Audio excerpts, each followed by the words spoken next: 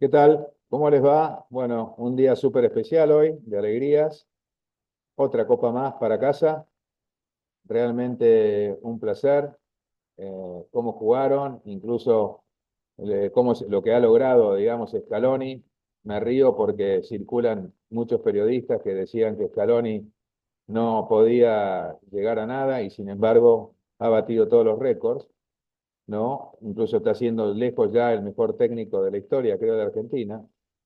Este, así que bueno, para festejar mucho, sufrimos bastante, pero bueno, más cuando salió el ídolo máximo, pero eso también demostró el buen trabajo que hace Scaloni con el hecho de que ya ha conformado un equipo, ¿no? Que ya no es un equipo totalmente Messi dependiente, sino que es un equipo que puede jugar con o sin Messi, y con Messi son 15 jugadores, porque obviamente él vale, aún con 37 años, vale por 3 o 4 y si no, es un equipazo igual. Sí quiero resaltar acá que fue tremendamente lamentable y eso muestra una preocupación de las fallas a nivel organizativo y a nivel seguridad que están existiendo, ¿no? Porque vimos el atentado contra Donald Trump, candidato a presidente. Bueno, me hizo gracia incluso la reacción del servicio secreto porque apenas detectaron quién había disparado, directamente le pegaron un tiro en la cabeza. O sea, o sea, en ese sentido los americanos no andan con chiquitas. Pero el hecho de que se haya producido el atentado es tremendo, es tremendamente grave. Incluso cuando algunas fotos que han circulado que mostraban que uno de los disparos le había pegado en el cuerpo. Lo que pasa es que él tenía chaleco antibalas. Mostraban un agujero en el saco y después la herida en la oreja, ¿no? Ahora más de uno de estos vivos salen a decir lo de que si es un autoatentado, no. Obviamente yo entiendo que claramente no. Hay que ser bastante imbécil para pensar que alguien va a hacer un autoatentado y que el tiro le pegue en la oreja, ¿no? Más una persona como él que se mueve tanto cuando habla. Era una cuestión de centímetros y el tiro le entraba en el medio de la frente. O sea que no podemos pensar en un autoatentado. Pero bueno, dejando este comentario de lado, sí quiero volver a lo que decíamos de la organización, de lo que fue el caos de la entrada del partido, de la final, lo cual demuestra muchas cosas. Demuestra, en primer lugar, que obviamente Estados Unidos no está preparado para entender lo que es la idiosincrasia del fútbol y la idiosincrasia del fútbol latino, ¿no? Sobre todo, porque claramente ahí creo que falló Estados Unidos, pero falló mucho la Conmebol, ya que la Conmebol debería haberse sentado con eh, los organizadores o las de seguridad del estadio y explicarles cómo es el sistema y la idiosincrasia de los hinchas y hacer los varios cordones como tenemos acá. Uno va a cualquier cancha acá y tiene varios cordones que van haciendo distintos controles de seguridad.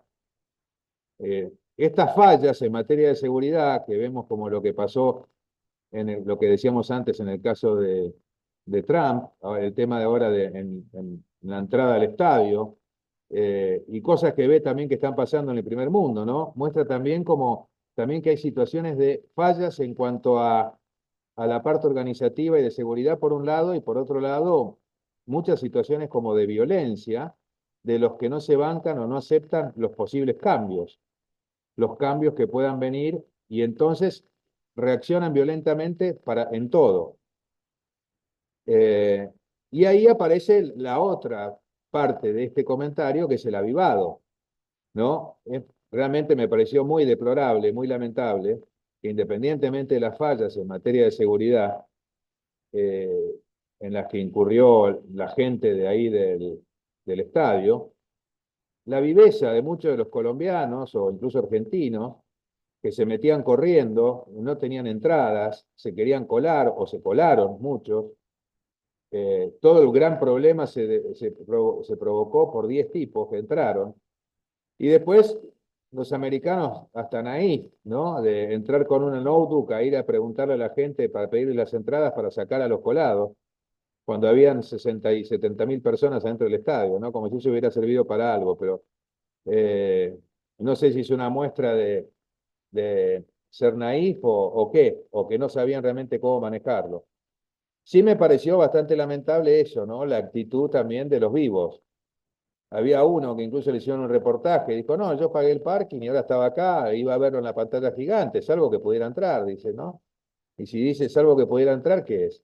Está esperando que abran los molinetes y que entren todos corriendo como entraron. Realmente fue caótico. Y encima mucha gente y gente de todas las edades y mucha gente joven. Así que este tema del tema de las fallas en materia de seguridad, las fallas en materia de organización, creo que son temas que tienen que empezar a ajustarse mucho en los países de primer mundo, sobre todo, para evitar situaciones que puedan llegar a tener una gravedad mucho mayor. Dicho esto, salto a algo que podría estar relacionado un poquito, y ya bajando a nuestro país, que es algo que leí el otro día, que decían que la Corte le informaba a Patricia Bullrich que si bajaban la edad de punibilidad de los menores a 13 años, no iban a tener a dónde detenerlos, a dónde enviar a los menores. Entonces yo digo, esto es muy loco, o sea, que el argumento sea no bajemos la edad de imputabilidad porque no tenemos dónde meter los presos, realmente me parece disparatado, ¿no? Sería como, por ejemplo, eh, a ver, ¿qué ejemplo podemos meter en paralelo? Como decir, bueno, no deje de fumar porque conseguí cigarrillos en todas las cuadras, ¿no? Entonces, no sé, pensando algún ejemplo o algo así que sea medio ridículo el argumento, ¿no? ¿Por qué no directamente dejan que avance los proyectos de Patricia Bullrich en cuanto a hacer más cárceles y hacer y avanzar con el sistema este de cárceles que ella planteó, cárceles privadas, cárceles públicas, y establecer este régimen, que incluso yo, en lo personal, yo lo bajaría, incluso no a 13, probablemente lo bajaría a 12, y haría una salvedad, como en algunos países sajones, que determinados delitos que tengan una cierta gravedad, ¿no? Como por ejemplo que sean con lesiones gravísimas, homicidios, ensañamiento, o distinto tipo, digamos, de figuras agravantes, que en esos casos al autor, independientemente de la edad que tenga, se lo juzgue por su peligrosidad. En Estados Unidos, en varios estados y en varios países ya están aplicando este concepto para los menores. Una cosa es el menor que viene y te roba un celular, pasa en una bicicleta y te roba un celular. Otra cosa es un menor que viene y te pega con un martillo en la cabeza y te mata. Me parece que no podemos darles el mismo tratamiento legal en un caso y en el otro. Creo que en uno es algo que todavía quizás hasta se puede corregir, podría hasta rozar, no digo una travesura, pero podría hasta rozar un tema eh, que lamentablemente es producto de la realidad que vivimos y que como que los chicos, los menores en Argentina, como que han perdido la noción, digamos, de los límites, de lo correcto, de lo legal, si se quiere, y los padres no les bajan esas líneas. Y en el otro caso, el del martillo en la cabeza, obviamente ese chico, independientemente de los límites que hubiera, ese chico claramente o tiene un problema psiquiátrico o es un delincuente ya en presente, no potencial, y que si a esa edad hace eso, imagínense lo que hace a los 16, ¿no? Entonces, obviamente hay que aplicar sanciones importantes. Y para aplicar sanciones importantes, no sigamos echándole la culpa a los jueces. Digamos también que obviamente no puede decirse no hay a dónde mandar y a dónde detenerlos. Lo que hay que hacer, obviamente, es generar los lugares de detención, que ya hemos dicho antes. Y si el día de mañana, si Dios quiere, las cárceles sobran, ningún problema. Se pueden reinventar, se pueden convertir en viviendas, se pueden convertir en centros comerciales, se pueden convertir en montones de cosas, la estructura de una cárcel. Pero mientras tanto, que hayan cárceles suficientes. Por un lado, para que no hayan chorros o delincuentes sueltos. Y por otro lado, para que los delincuentes que están presos tampoco estén hacinados como ganado, porque también ellos tienen que tener, independientemente de que nuestra Constitución dice que las cárceles son para seguridad y no para castigo, yo creo que es un poco discutible ese punto, porque obviamente son para seguridad, pero también un poquito para castigo, ¿no? Porque si no se siente castigado, si no se siente la penitencia, lo va a volver a hacer. Entonces debería ser un poco también tener un objetivo, digamos, de curativo, si se quiere, como para reinsertar a esa persona, y para eso se tiene que sentir un poquito castigado. Pero independientemente de eso, a esa persona en el interín lo tenemos que tener medianamente bien.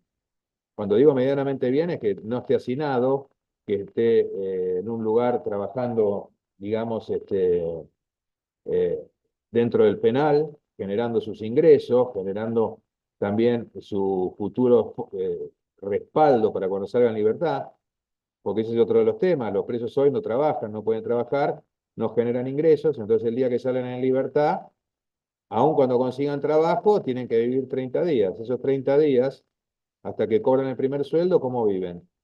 Terminan saliendo a robar, si no tienen a alguien que los mande.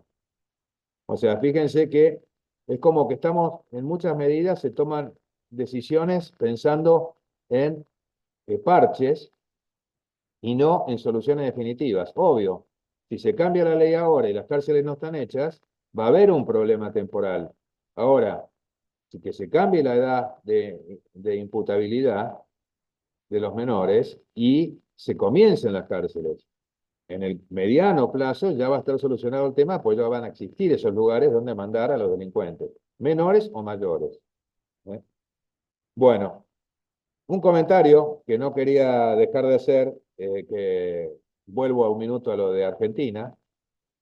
Creo que está bueno comentar que la Copa se ganó y Alberto, vos no estabas, porque la verdad que se acuerdan que Alberto Fernández se puso la camiseta a decir de que durante su gobierno Argentina ganó la Copa América y el Mundial, ¿no? Como si lo hubiera tenido algo que ver. Bueno, por lo menos ahora es como para decirle, no, mira, indudablemente demostró también que vos no tenías nada que ver con esto.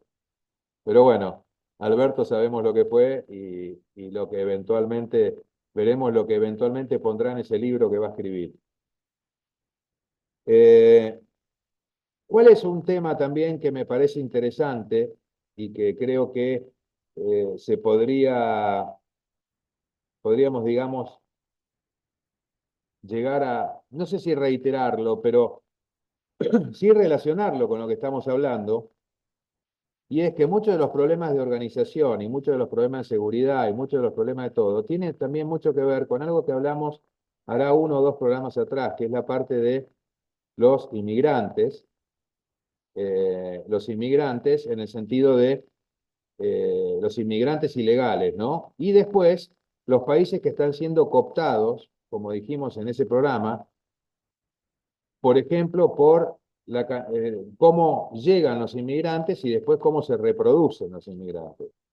Fíjense lo que pasó, como ejemplo, eh, en las elecciones en el Reino Unido, los otros días, que se renovó el Parlamento, 626 bancas.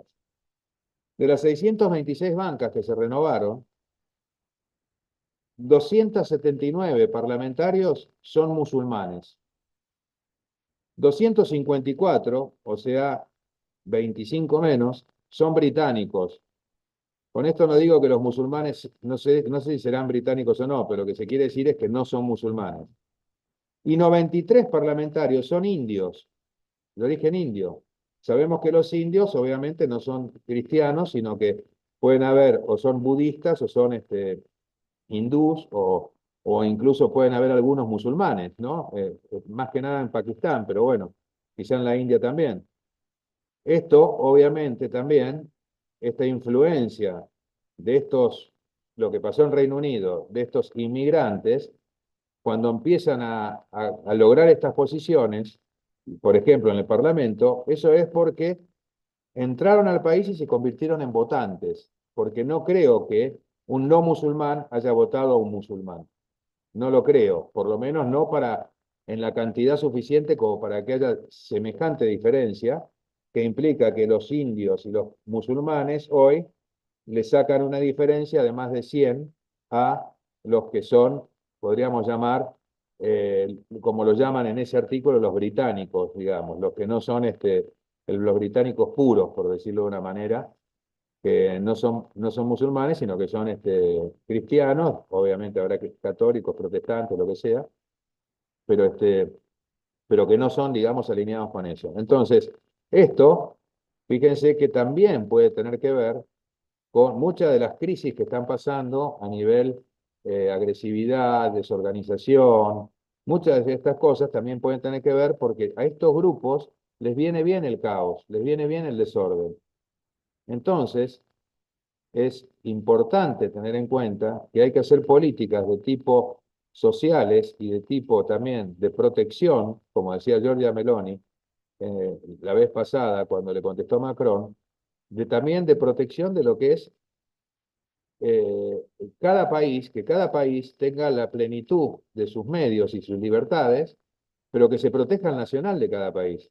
Esto no quiere decir que se trate mal al extranjero, o sea, el extranjero que viene, que va a un país a trabajar honestamente y a insertarse en la vida de ese país, tiene que ser más que bienvenido. Pero el que no va para hacer eso, indudablemente no debería poder quedarse y que debería ser enviado cariñosamente a su país de vuelta, el que viene de vago o viene eh, a tratar de ver qué pasa y no tiene una intención de trabajar honestamente o decentemente. Eh, no estoy hablando de los que van a intentar salir adelante, ¿eh? Estoy hablando de los que ya van con la intención de obtener beneficios de arriba, como pasa acá y pasa en otros países, y que tienen cero intención de insertarse en el mercado laboral o en el mercado productivo. El último tema que quería comentar hoy, y es algo que me molesta mucho, es el tema de los políticos, ¿no? En nuestro país que cobran fortunas y que siguen militando. Eso es algo que realmente a mí particularmente me molesta sobremanera. ¿Por qué? Porque yo digo, ¿cómo puede ser de que los diputados, senadores y todo lo demás, y hay muchos nombres, nombres conocidos, hay muchos conocidos que se ve que lo hacen, que militan en vez de actuar, qué sé yo, por ejemplo, hemos visto actitudes de un Lustó, un Moró, bueno, podría dar infinidad de nombres, y es gente que cobra un sueldo que sale de los impuestos de todos los argentinos. Entonces, a partir del momento en que son elegidos estos señores, deberían trabajar por y para los argentinos y para la totalidad de los argentinos y del país.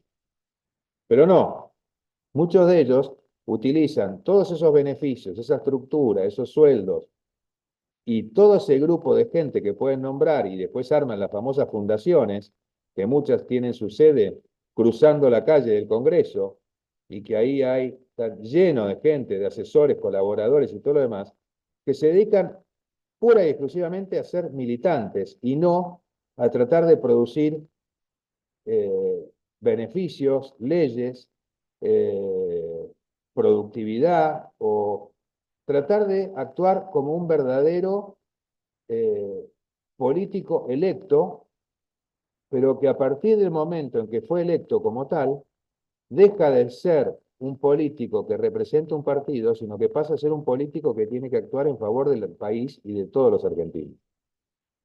Ese es el concepto con el cual tenemos que cerrar y realmente sería bueno que los políticos empiecen a ser más políticos y desde que agarran un cargo dejen de ser militantes.